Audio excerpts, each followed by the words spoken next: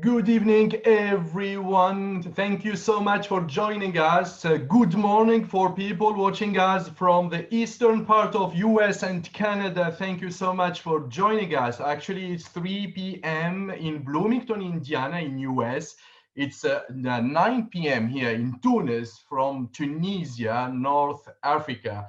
And tonight, I'm really honored. Thank you so much, Mr. Thiagi, Professor Thiagi, for joining us for this live talk, first time in Tunisia. Would you like to unmute yourself to open your camera, Professor Thiagi, to join the show? And I want to introduce myself to all people watching us. Actually, my name is Fares Ben Souilah, coming from Tunisia. I'm a professional radio host and journalist and also international trainer, specialized in soft skills. And today it's an amazing show because I'm a fan. I'm not just a journalist here. I'm a fan of Professor Thiagi. Thiagi, I will call you Thiagi for the whole talk for 1 hour. And thank you so much for accepting my invitation. My pleasure, Fares. Thank you very much for inviting me. I was not expecting an answer from you, and I was really surprised when you answered me. Thank you so much. You're so famous, one of the most outstanding trainer and also designer of activities. Those are your books here. I'm working with it. Interactive games with Bruno Horst. We'll be back also to the new Lola's revised book, the learning or the live online learning activities. And I knew you from my mentor, Marc Detienne, who is one of the most outstanding trainers also in Europe and especially in Belgium. And today we will discuss, because we have too many trainers and facilitators watching us, will try to answer all the questions. Let's start with the situation actually. How are you doing?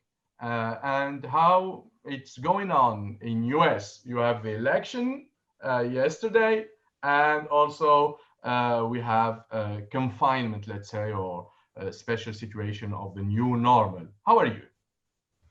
I'm doing okay. The last 4 days, I did not sleep because I was watching television Wow. election results, which kept changing every 5 minutes and so on. So when Biden was announced as the winner, I was relieved and I sighed and I became comfortable. Now it looks like there are going to be disputes, and Donald Trump is saying there is a lot of fraud and things like that. Mm. So this is becoming a strange behavior. As far as COVID-19 is concerned, um, places are closing down, but Bloomington is a small town, so we can go around and we'll have to put a mask if we go to the shop and things like that. And actually, don't tell anybody. I'm happy because I'm an introvert. I'm a very shy person. So now I have an excuse to stay inside my room, and I don't have to talk to anybody in a face-to-face situation, only to brilliant radio hosts in North Africa. Thank you so much. Let's start with the beginning. More than 40 years ago, you were a high school teacher, but you discovered something very special, a talent, let's say. Let's be back more than 40 years or maybe 50 years ago. It was in India? Yes, I was in South India in a place called Chennai. I was teaching physics because my master's degree was in nuclear physics. So I was teaching physics to the students. Mm. And I noticed most of the students are falling asleep, not too excited. So I was teaching about internal combustion engine in physics. And I said, I had 50 students in my class. I said, hey, we are going to have a contest. I'm going to divide you into 5 teams of 10 people each. Your job is to go out in the street, find a car which is parked, and remove the carburetor from the car and bring it back to the classroom. Mm. They said, what's a carburetor, teach? I said, look at your physics textbook. It is chapter 24. And they looked at the textbook, looked at the pictures, and they said, time is running. You should back within 15 minutes with a carburetor. And 3 out of the 5 teams brought back a carburetor. I took it apart and showed them the important parts. And they said, here is the second part of the contest. Go back, put the carburetor back so the car will start. And if you get caught by the police, you Mhm. fail. If you do not know how to put the carburetor back, you fail. So they had a great fun. I suddenly realized here is what is happening.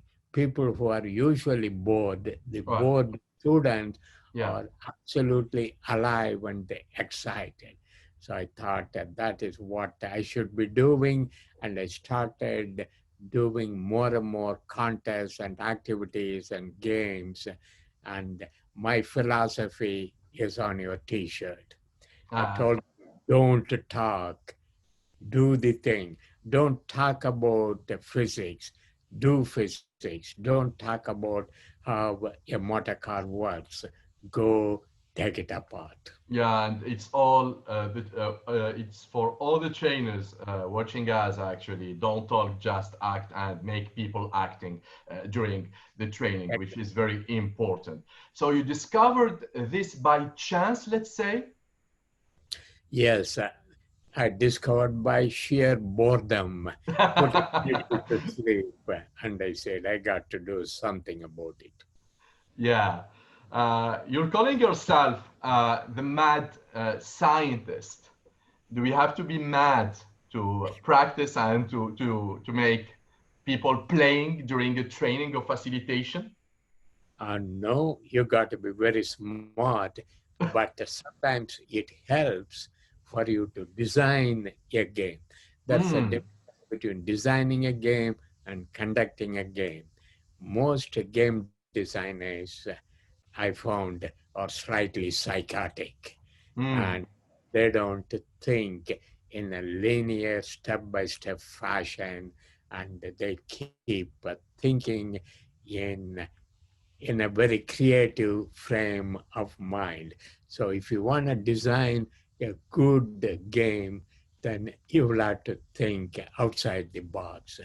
But and if you want to conduct a game, you'll also have to think slightly outside the box, but you don't have to be totally mad. Very nice. Why do we need a game during a training? I know that you mentioned that people were bored during your maybe teaching sessions, but in adult training, why do we need to wake up the inner child in the adult? Wonderful question. I'm glad you asked me that question, Fares. Uh, by the way, my PhD Mm. is in cognitive psychology. Cognitive psychology, And okay. for my doctoral research, I compared research on how people learn. Mm. So my work required me to look at more than 50 different completely controlled studies, research studies. And I found one of the most important principle of how people learn, whether you're a child or an adult, it doesn't matter. The only way people learn is through an activity. Mhm. You cannot learn, for example, you cannot learn how to swim just by learning laws of The flotation. theory. Yes, Yeah. exactly. You cannot learn how to be a radio host by just learning about the sociology or things of that nature. You got to actually actively practice what you're trying to do on your job. So that is how all of it is summarized. So that means you got to make your teaching active. Mm. Sometimes it could be a game, sometimes it could be coaching, sometimes it could be a role play, sometimes it could be a simulation, but without activity of some kind, you are not going to learn effectively. Therefore, as a trainer, I cannot teach you effectively without activity of some kind. I'll be back to games, but I want to ask you something about adult learning. What do you think about David Kolb cycle? Um, Yes. do you have any interested Yep. things about it? Yeah, That is the cycle I use. You'll have nice. to do something, you'll have to learn from it, you'll have to reflect on it, you'll have to debrief yourself, and you keep going round and round this cycle.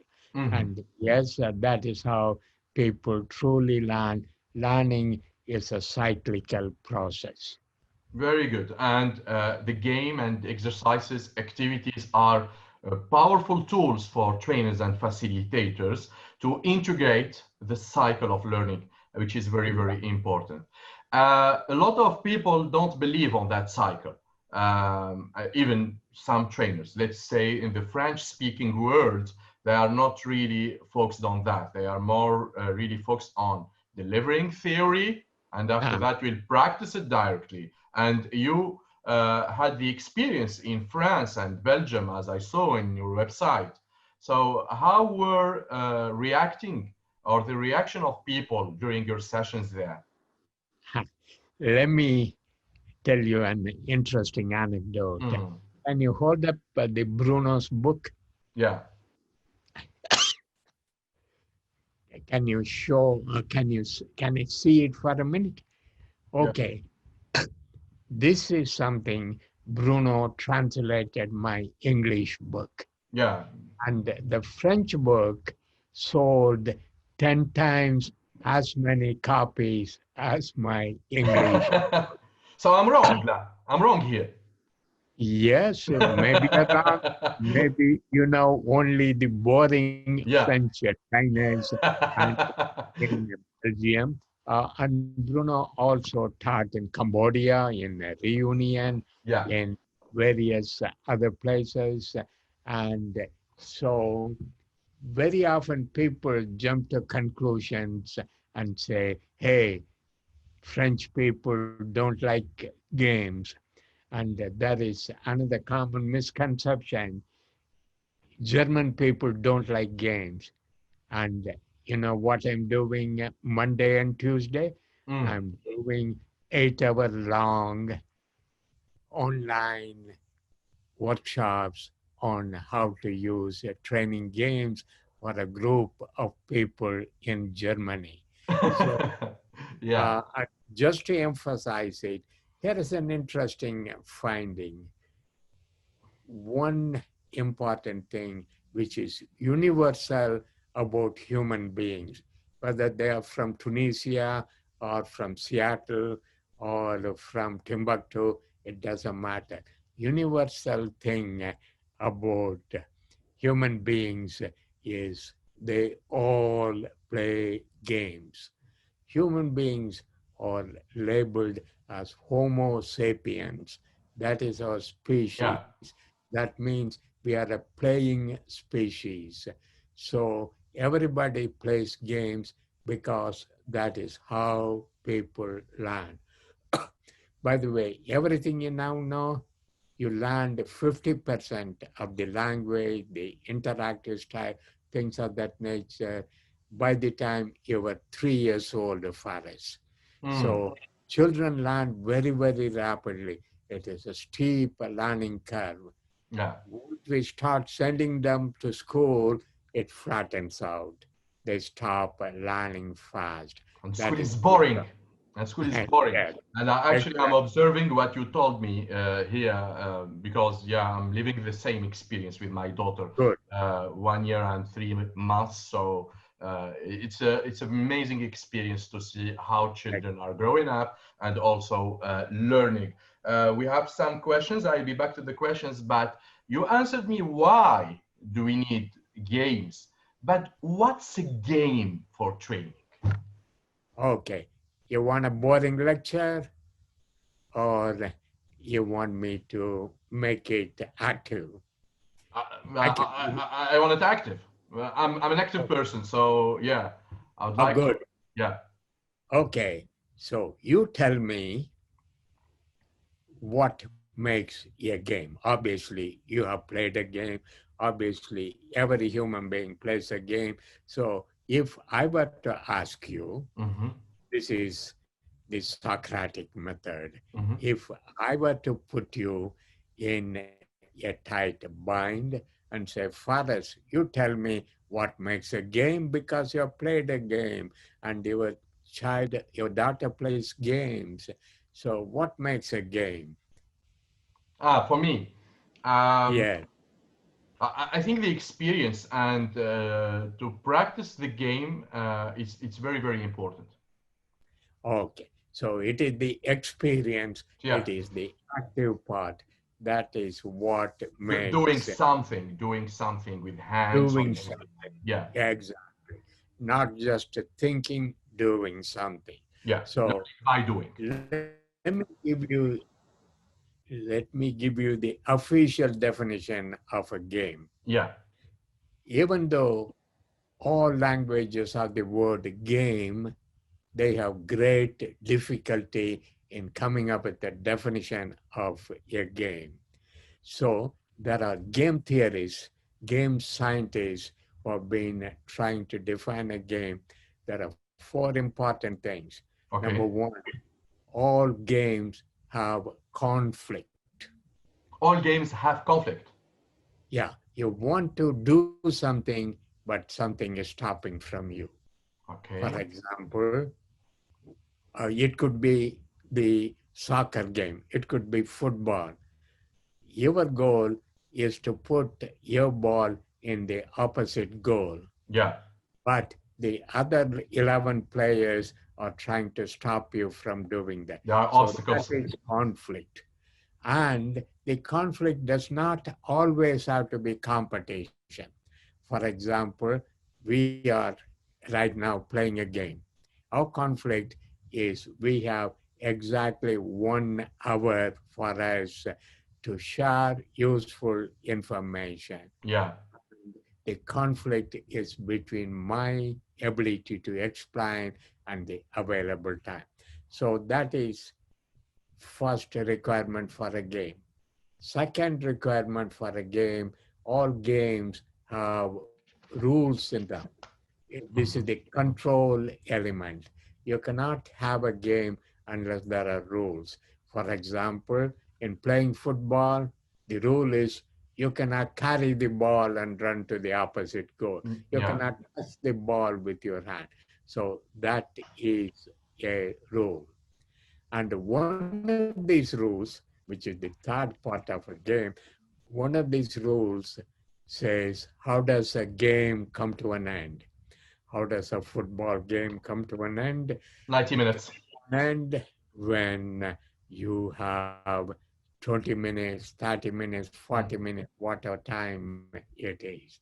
And whoever has the most number of goals at that time, when the game comes to an end, is the winning team. So these are three important aspects of what a game is. Mhm. This is a boring technical definition. And for you and me, a game should have activity. A game should be, this is the other part, a game is something people want to do for no other reason. It is fun. Yeah. So a game should have fun. It should enable people want to do it because they enjoy it. Let me share with you, Thiagi, my mentor's comment now, Marc Detienne from Belgium. He said, a game excites something inside you with communicating energy, curiosity, and will to win a result, thus to learn something that makes you smarter. That's a comment coming from an international trainer. Wonderful. Yeah. I absolutely agree. Very, very good. The challenge is that in 2020, many trainers are, let's say, trying to play games with a competition. And Mm, after the game, we will have a result, winners and losers. And how to manage the frustration of losers during a training session. This is a big challenge for me or for many trainers. This is a big misconception. Sorry, Okay, Fahad. You're saying games got to have winners and losers.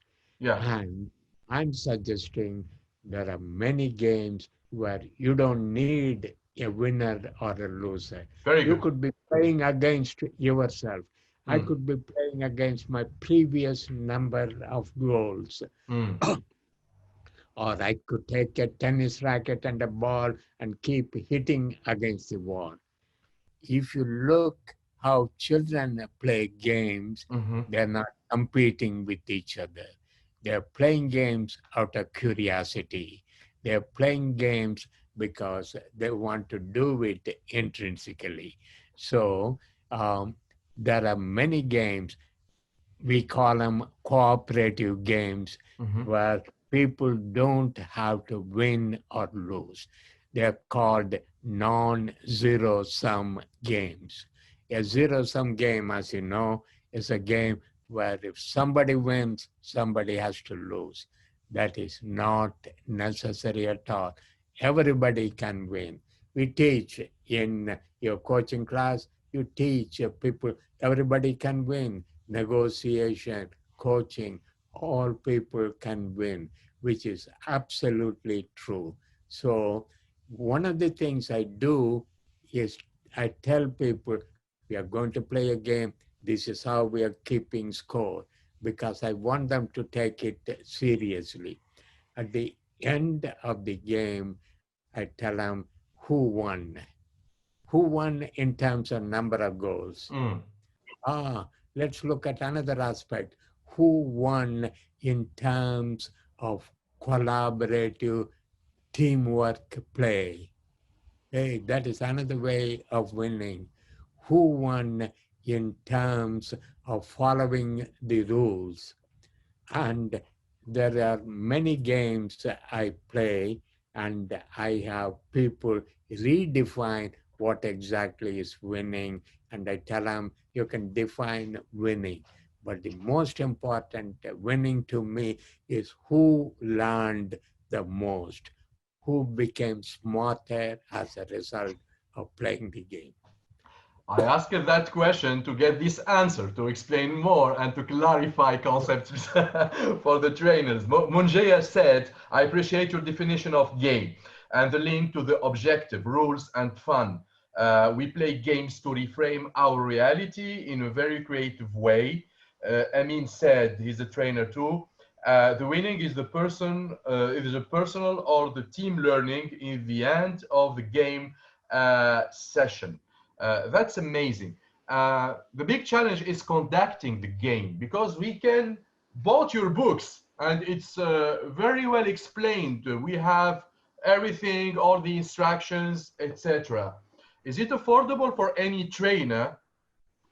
We don't, let's say, it's not dependent to the personality. Is it affordable to anyone to play game, to give the instruction, and to conduct effectively the game during a training session? Let me begin by sharing the most important secret. Mm. If you want to be a good trainer who uses games, the best way to learn is by conducting games with your students. It is not only the best way, it is the only way. You learn how to conduct games only by conducting games. You learn to, it's like on the job training. You become a radio host only by doing an interview. You cannot again go to the theory. So that is the important thing I wanted to share with you. And here is the other important principle. If you think of a trainer, you're not going to be an effective trainer. The way for you to become an effective trainer is for you to become a facilitator. A coach, by the way, is different from being a trainer. A facilitator, by the way, is different from being a trainer. Let's clarify the I, difference between facilitator and trainers because people get confused. yes, and let Mm. me explain. If you are a trainer, when they do train the training, for us, unfortunately, they focus on three things. One, they focus on the content. Yeah. So if you're going to teach people chemistry, you learn a lot about what are elements and mixtures and compounds and things of that nature. Mhm. And when you hire somebody to teach you how to be a better coach, you find somebody who knows a lot about coaching. I'm suggesting if you hire somebody who knows a lot about this subject, maybe is the worst possible trainer. If Mm. I know a lot, for example, I know a lot about quantum theory in physics. And if I try to teach it to you, I get impatient. I want to tell you everything I know. And if you make a mistake, I get angry with you. So, too much knowledge, too much content is dangerous. It doesn't help you to become a trainer. So, if you want to be a good user of games, don't learn too much knowledge. It always helps if you're still the learner because you can be patient, you can Mm. put yourself in the position of the learner.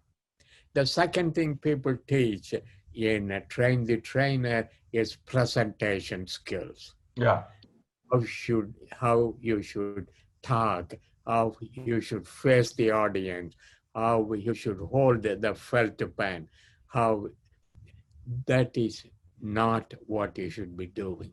Your job is not to present. Your job is not to tell the person the content. Your job is to let the person do activities. So he's not talking, he's acting. And how did So they get inspired during a training session or facilitation session if the trainer is not a good presenter? I'm one of the world's worst presenters. Like the first person told us, the activity is what motivates the learner. It is not my telling you what you should do, other than giving you the important rules. And they say, hey, you got 5 minutes. I want you to write down as many words in French Mhm. about the training as you can. And here is how you win. I have a list from Bruno Host, who is a great French speaker, who is a Yeah. great author. I asked him for a list. I want to see how long your list is, and any word you have in your list, which is also in Bruno's list, you get 10 points. That is Mm. all I say, and I go to sleep. And you get too excited. You want to win. You want to do better. You want to think of what Bruno's words are going to be, things of that nature. Mm. So my job is not to present the content. My job is not to say, here are 18 important concepts in training. These are the French words, these are the English words.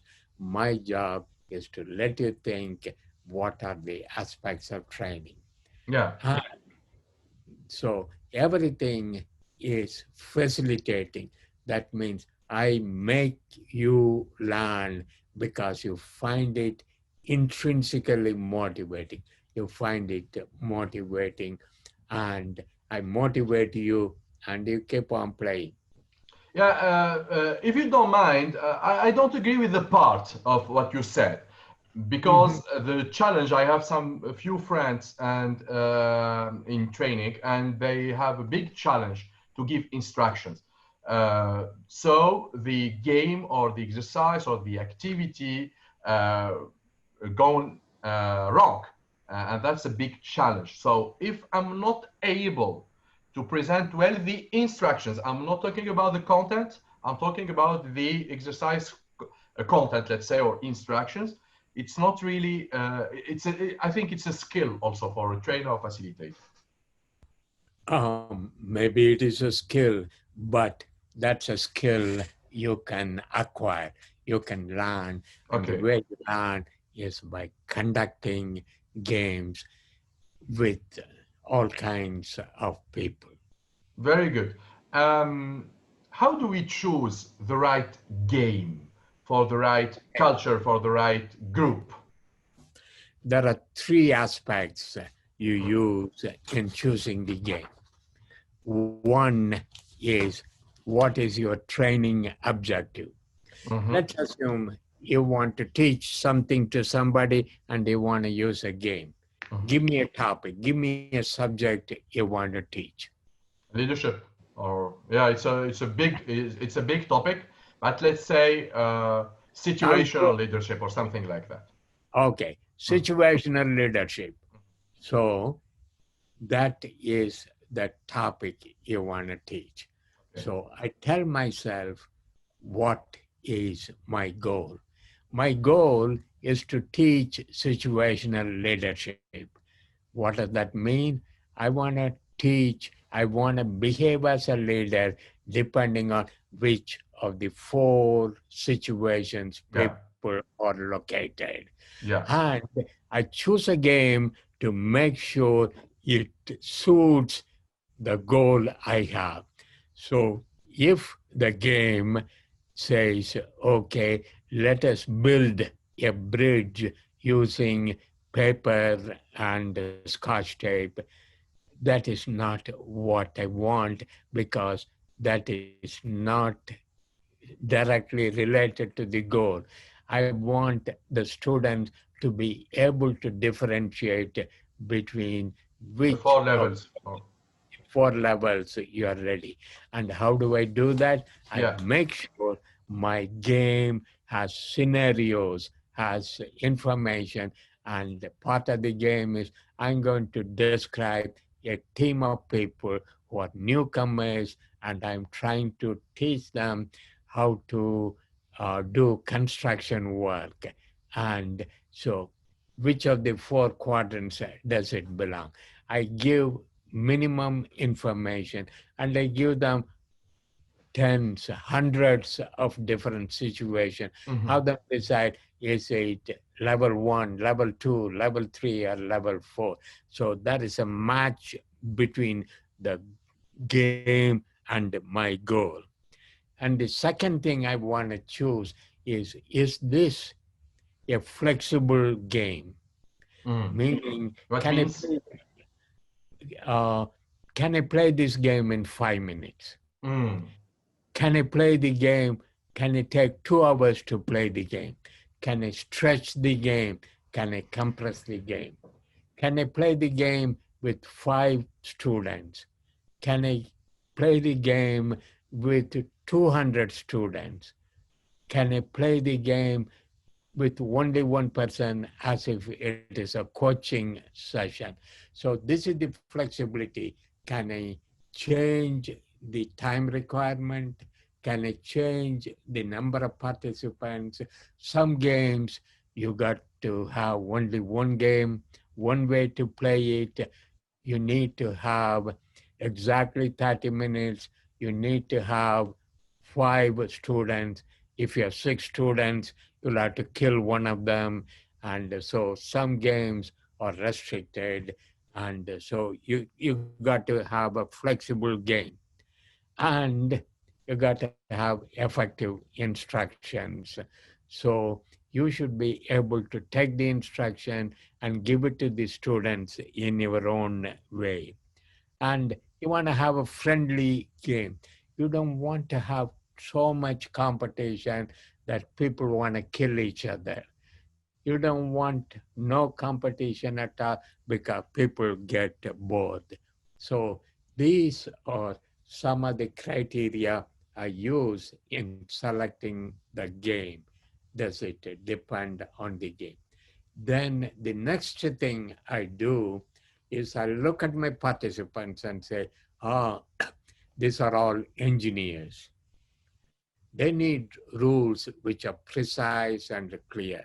Mm. And these are all Artists. radio. Yeah. These people cannot handle strict, Sequences. yeah. Yeah. And so these are children, these are grown up adults, these are senior managers, these are new hires. So, depending on who the audience is, I need to choose a game that will appeal to that particular audience. And So, also, you adapt yourself and your instruction exactly. presentation to the audience requirements, which is very, very important. Before going to the online trainings and facilitations, let's deal with a very important part. After a game, the Mm, debriefing is very, very important. What do you think about that? yep. I have a simple rule. Mm. When I train facilitators, I tell them the learning comes from the debriefing discussion. The game is just an excuse for people to get some experience, but the real learning comes from debriefing. So that is the most important part. And I have a system for debriefing. Kolb has a system for debriefing. Yeah. And without debriefing, your game is just a waste of time. You told me it's a waste of time and people will be frustrated because we cannot Yes. make adult people playing without knowing what was the purpose of this game, which is very important. You told me that Kolb has his own debriefing way and you have your own debriefing way. Would you like to share with us your own debriefing way? You have your own debriefing way also. Yeah, yeah, of course. For example, my debriefing way begins by asking, okay, let me debrief you. Oh, okay, listening to you. Okay, so we had an interview, Mhm. we had a conversation. And my question number one, how do you feel about what happened in the process? Your feelings and emotions. I'm really happy. I'm learning a lot of information and getting you is a big honor for me. Yeah. Okay, good. You're happy. And you explain if somebody just says, I'm happy, I will pursue and say, what makes you happy? You're happy because you're learning new things. That is wonderful. That is something I use as my first debriefing question. If you had said, I'm bored, I'm unhappy, I'm sad, I feel I wasted a period of time, that is very useful feedback. And I tell myself, okay, I got to do something different in order to wake up Fares. Okay, that is rule number one. Rule number two, you said you learned a lot of things, Fares. What is one of the things you learned? I like the criterias that you put on the game, especially the conflict part. Okay, Mm. good. So you can have conflict And it does not have to be competition. You can Yeah. have other. You like that part. Anything else you learned? I learned that it's very, very important to make people playing during a facilitation or a training session. Good. Yeah. Good. So that is question number 2. What did you learn? Question number 3. How do you plan to use what you learned? So from whatever you learned today, next time you do training, what changes, if anything, would you make in the way you train? I'll be careful on my game building to not create frustration during the session, not creating winners and losers, and also being straight to the point during a game. Yeah. Okay, so that is good. That's wonderful because application of what you learn is the most important part. That is my ultimate goal. So you don't want to have winners and losers. Let us see, real life, forget games. You're Mhm. working in a company, let us say. Are there winners and losers in your job? People who are not competent or cannot gather a great audience for their shows, and for trainings, for example, people that are not reaching the objective or the learning objective. Wonderful. Mm. So winners and losers are true of games sometimes and also true of real world. Yeah. So one suggestion I made is sometimes we can make a game cooperative so everybody can win. Mm. Can you do the same thing in your workplace? Can you make all your radio hosts winners, including people who are totally incompetent? Should we do that? Um, I don't know because it's all related to the KPIs and it's all about mathematics. So objectives, people are running for the objectives. So yeah, I Good. don't think so. I don't think so. Yeah. Okay. Wonderful. So that's my debriefing. How do you feel? What did you learn? How do you plan to use it? And how does it relate to the real world? Very So, good. Yeah, so feeling, learning, and what you plan, and how can we relate all that we've learned during the game to the real life, which is very, very important because it's a metaphor, and we have to come back to the real world and to the real life in the company or in the business, which is very important. wonderful. Fares, here is an interesting thing. The if you land 100% now, Mhm. 80% of what you learned occurred during the debriefing. Yeah, The important thing happened when you told me, hey, these are the things and things of that nature. So if I had just given you my answers to your interview questions, it is not as effective as debriefing you. really inspiring. Thank you so much. Let's go further to the LOLAS, live online learning activities that you created, 500 or more, over 500 pages of a book, which is available on your website, thiagi.com. We are actually in Zoom, and you recommended in your book Zoom, WebEx, and Teams. And for you and for your team, these are the best platform to play games and to facilitate well. Would you like to say something about it?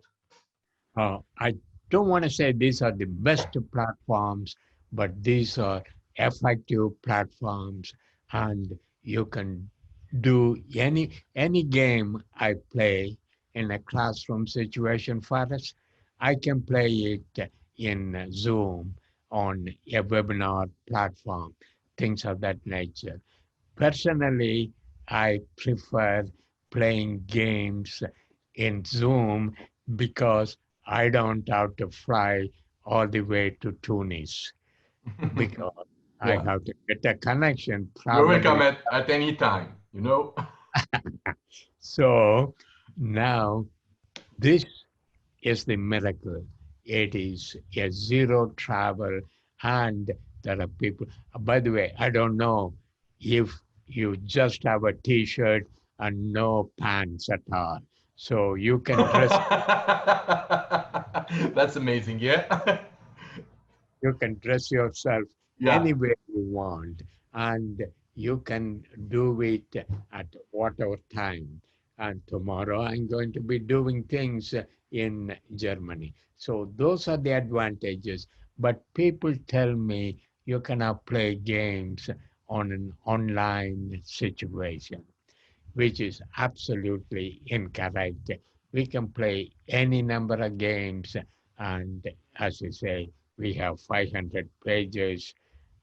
I think you should reduce the font size and Yeah. print it in 200 pages or something like that. So you can play, and we have been creating more and more games that can be played online. We call them live online learning activities. They're just like games. They don't replace the content presentation, but they reinforce, they make the content presentation come alive, come useful, and the people have to actively participate. So that is what we are doing. We are doing all kinds of online learning, and so Shall we share some examples? People are watching us actually. wonderful. Shall we demonstrate to make it practical? Exactly. Let's go for Okay, it. folks, let me talk about games online. Or let me ask you this question. Very often, when people do training online, when they have a training webinar, most people say, most students in a training webinar say, that is boring. All webinars for training. Yeah, it's a lecture. It's a lecture.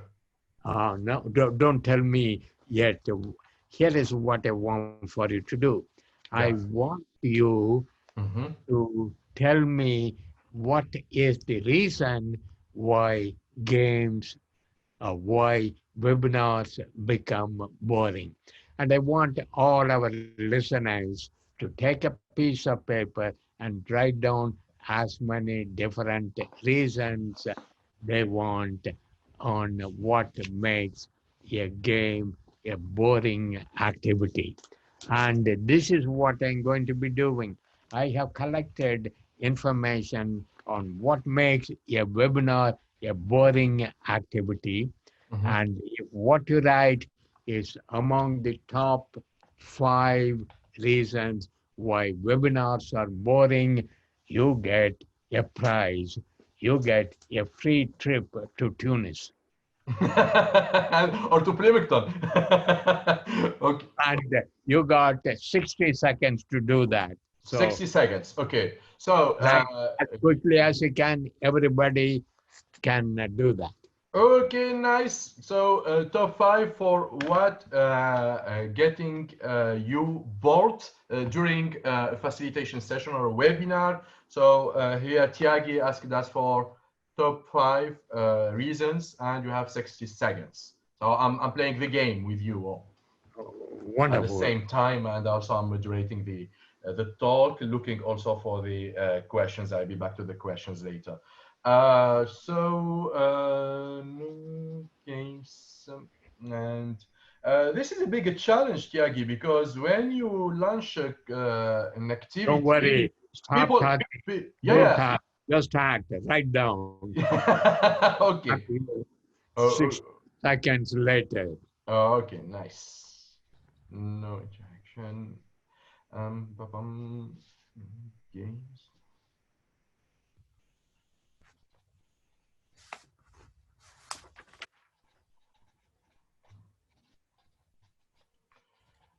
It's already done for me. Okay, time's up. Okay. Good. This is what I'm going to be doing. I'm going to go through the frequent reasons given by people around the world. We have done this activity with thousands of people. And okay, the top reason is in webinar, there is no interaction. Yeah, no interaction. No interaction. So if you have no interaction in your list, you get 10 points. Yeah, I have no interaction for the top three Yeah. here. No Okay. 10 interaction. point score. Okay. Second reason, even when there is interaction, even when I ask you questions and have you give the answer, the question has nothing to do with the subject. Mm. For example, I ask questions like, where are you attending this webinar from? It has absolutely nothing to do with my teaching you how to give feedback. That is my topic. So, irrelevant, unrelated types of questions is second reason. If any of you have that reason, you give yourself 10 points. Mhm. Third reason why webinars get boring, the trainer or the facilitator just read what is displayed on the screen. He shows the slide and he reads what is on the slide. So that becomes boring because the voice puts people to sleep. Mm. Reason number four why webinars get boring, there are technical glitches. Sometimes the audio cuts out. Sometimes the video shakes. So there are technical problems beyond the student's control that makes it boring. Another reason, the fifth reason, the final reason. Okay, the final reason is the participants are not getting any useful skills or ideas. Yeah. What they are told is something they already knows. Okay, I gave you five reasons. That could be more reasons. Now, did anybody get all five of the reasons? I If so, have just two. Three. you don't get to go to Tunis then. I'm in Tunis actually. Okay. So yeah, it was not motivating for me. This is a Lola. This Yeah. is a game. I could have given you a lecture saying, here are five reasons why webinars are boring. But I let you discover them, let you think about that. That is a sample Lola. Very nice. I have a question from Marc Detienne. What would be the best game to use at the start of a virtual classroom to make participants understand that they will be at the center of their learning? Okay. I would use the game we played. The game This one. we, Yeah. yeah. Uh, Depending on your topic, what our topic it is. Give me a topic Uh, for us, any subject you want to teach. What subject would you like to teach? um, Media training, for example, succeeding the interviews or the radio interviews. Okay. How Yeah. to conduct an interview. How to conduct Okay. an interview. Yeah. Today's session is on how to conduct an interview. Here is what I want for you to do. Can you write down how you can screw up your interview, how you can fail miserably in your interview? Why do some radio hosts make a horrible job about the interview? I want you to write down a list of what you can do to sabotage your interview. You got 1 minute. So I begin by saying this, and they generate a list. I say, let us score it. Here is what one of the world's leading radio host. His name is Fares. He gave this list. Let us see how many of these items are also in your list. Mm, If your items match, you get 10 points. And now that is how I started the game. But here is what I want you to remember. You came up with the list of how interviews can fail miserably. I did not tell you you came up because you are the center of today's game. mhm. Not only that, I'm going to continue taking the list you generated of how you can make your interview fail miserably. I'm going to turn it around and teach you.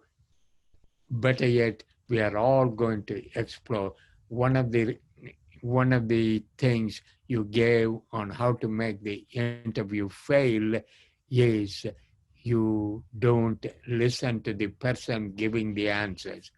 So how can we stop? So this is what we are going to be doing. We are going to take each ways to fail, and we are going to explore how can we prevent it. And that is going to be today's class.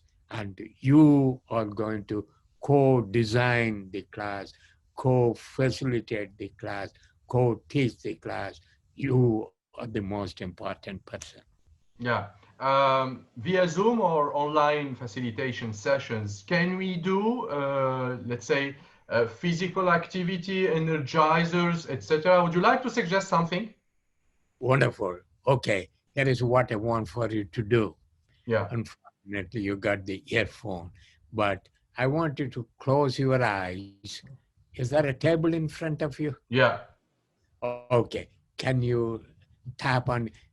I usually ask people to get up, move around, grab something, anything from Mm. the table, and show it to me. Okay. Good. Everybody, look at this. Excellent. So it is a mug, it's a cup Yeah. with all kinds of pens. Yeah. Here is what I want for you to do. For us and the other people, I want you to hold the mug. I want you to keep holding it. Okay. Now, can you tell me how is this particular thing you grabbed, how is it a metaphor for online learning? What is the connection between what is in your mug, the things in your mug, and what is a webinar? So connect the webinar with the cup. With the cup. Um, in the learning session, we have a lot of activities. So here we have different activities with different shapes, different Okay, pencils and pen. Yeah. good. There's a variety of things. Don't put it down. Yeah. I want everybody to look at it, type on the chat area. I want you to come up with 10 relationships between the mug and online learning. And you may say, I don't know. Okay, so this is something where you actually get a tangible thing incorporated. Just because you're in front of a screen doesn't mean you're limited to the screen, limited to the keyboard. You can, okay, good, uh, excellent. Can you grab the Tunisian flag, please? Of course. Wonderful flag. Now, Thank you. everybody, this is the flag of Tunisia. It reflects our country or Tunisia as a country. Now, there is an important significance on the different elements, the crescent moon, the star, and things like that. And the flag is red in color. Okay, now, can you come up with a reason what would happen if the flag is green in color? Everything else is the same, but it is green. So we keep people thinking, grab objects, or do things that they want. Very good. I think it was a very, very nice examples.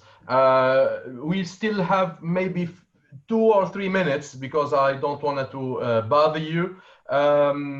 People are asking in IT sector, Mm, is it easy to play games during an online facilitation or webinar? okay. Yeah. I will probably not call it a game in an IT sector, and for that matter, in any sector, but especially in the IT sector, it is easy for you to do effective activities. Whether you want to call them a game or have winners and losers, or just do an activity like grab the Tunisian flag and wave it and things of that nature. Yes, you can do activities in whatever session.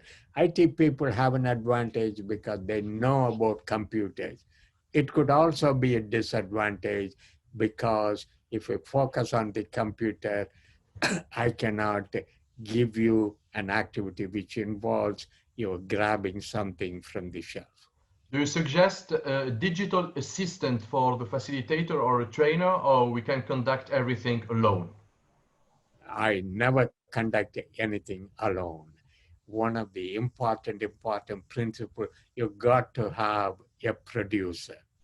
The producer does not have to be an IT person. By the way, you are my producer. You Mhm. keep track.